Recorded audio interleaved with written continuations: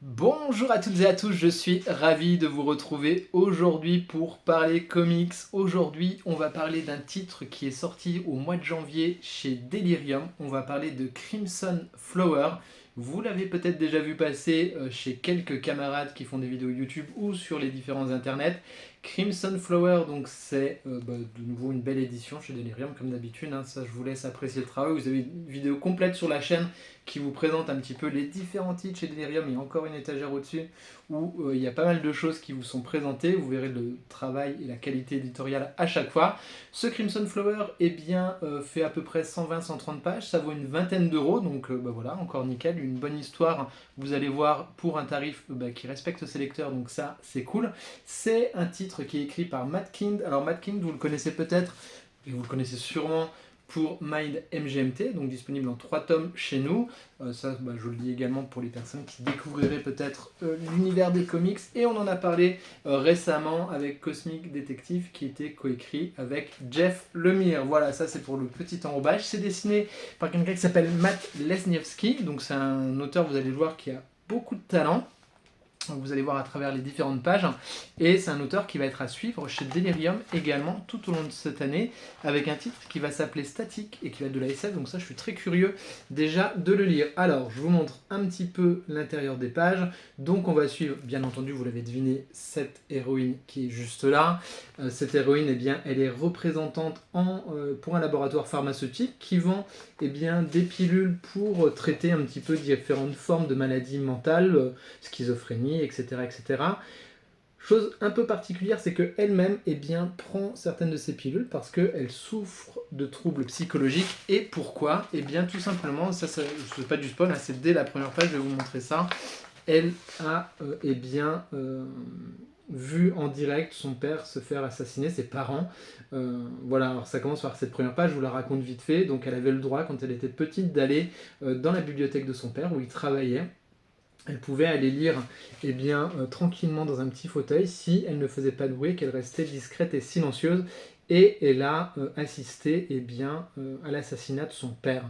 Elle allait lire souvent des bouquins, et notamment ce livre de contes de récits slaves. Et donc ça va avoir toute son importance dans le récit, parce que ça va être un récit de vengeance. À travers son métier, elle va parcourir la Russie pour être à la recherche des assassins de ses parents.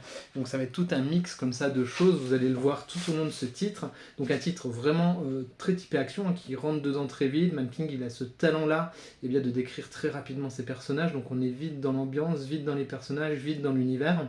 Elle va donc à travers cette quête vengeresse, comme ça, passer chez différents médecins pour retrouver des dossiers médicaux et remonter un petit peu la trace peut-être des commanditaires des meurtres. Ce qui va être intéressant tout du long, c'est qu'on va mélanger. Alors je vais vous montrer des pages qui sont peut-être pas les plus sanglantes, ouais, quand même. Voilà, je vous montre, c'est tout au début, c'est l'assassinat de son père, là on voit les taches de sang. Et donc on va mélanger comme ça tout au long du récit, un mélange entre le récit réel, la fiction à travers les contes, parce que vous l'avez vu tout à l'heure, la tête de loup là, du docteur, mais également la maladie mentale. Donc c'est un peu comme des poupées russes, hein. On ouvre une poupée russe, il y a quelque chose d'autre dedans, on rouvre une poupée russe, il y en a une autre dedans. Donc c'est un peu un récit comme ça qui va s'entrecroiser, qui va vous faire rebondir votre réflexion, hein. Est-ce que c'est la fiction? Est-ce que c'est la réalité? Est-ce que c'est du conte? Est-ce que c'est la maladie mentale qui prend le dessus? Donc ça, c'est extrêmement bien fait. Et ce qui est intéressant pour le coup, c'est que ça va permettre à ce récit d'avoir plusieurs niveaux de lecture. Et donc, dans la bibliothèque, c'est cool parce que c'est un titre sur lequel on va forcément revenir. En termes de dessin, vous voyez, c'est hyper maîtrisé, tant sur la narration classique qu'à travers les différents niveaux de lecture. Ça, c'était pas gagné d'avance et ça fonctionne très bien. C'est hyper lisible malgré les différents personnages, malgré les allers-retours un peu entre la fiction et la réalité. Et brillamment réalisé en termes d'action également, on s'ennuie jamais durant le récit, c'est toujours ultra fluide, et ça vous savez que j'apprécie. Je vais vous montrer quand même des pages là qui m'ont marqué et que je trouve qui résument bien les choses. Je crois que ces pages ici, voilà. Ce que je vous disais sur les allers-retours comme ça entre la fiction, le réel, vous voyez, dans sa tête, est-ce qu'on est dans sa tête, est-ce qu'elle gobe ses pilules, est-ce que... Il y a aussi un peu de travail comme ça sur le dessin qui fait penser un peu aux liturgies orthodoxes. Enfin, il y a des choses comme ça qui sont très riches en termes de dessin, mais qui fonctionnent bien, qui sont jamais... Il n'y a jamais de trop.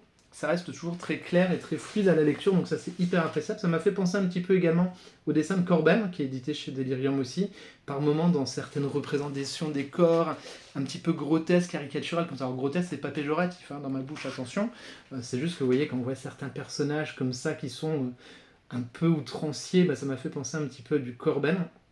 On a aussi bien ce côté, vraiment, on est dans de la fiction, on est dans une série B, on est dans un titre vraiment voilà, qui va aussi directement droit au but, à l'action, même si, effectivement, comme je vous l'ai dit, voilà, récit plutôt à tiroir, qui flirte avec le polar noir et qui permet d'avoir plusieurs niveaux de lecture et qui prend vraiment pas son lecteur pour un idiot, et ça j'apprécie, parce que c'est un titre que je vais forcément relire. Voilà, c'était pour Crimson Flower, ma petite chronique.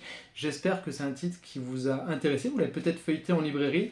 N'hésitez pas à me dire si vous l'avez lu ou si c'est un titre qui vous intéresse, tout simplement. Je vous renvoie à différentes vidéos sur la chaîne si vous voulez en savoir un peu plus sur ce que édite Delirium. Et comme je vous l'ai dit en début de vidéo, j'ai hâte de voir la suite de ce que fait ce dessinateur sur le prochain titre de SF, parce que j'adore la SF. Voilà, j'espère que ça vous a plu. N'hésitez pas à vous abonner si vous découvrez la chaîne avec cette vidéo, à liker, à partager, à commenter. Et moi je vous dis à très vite pour de prochaines reviews. Prenez soin de vous, bisous.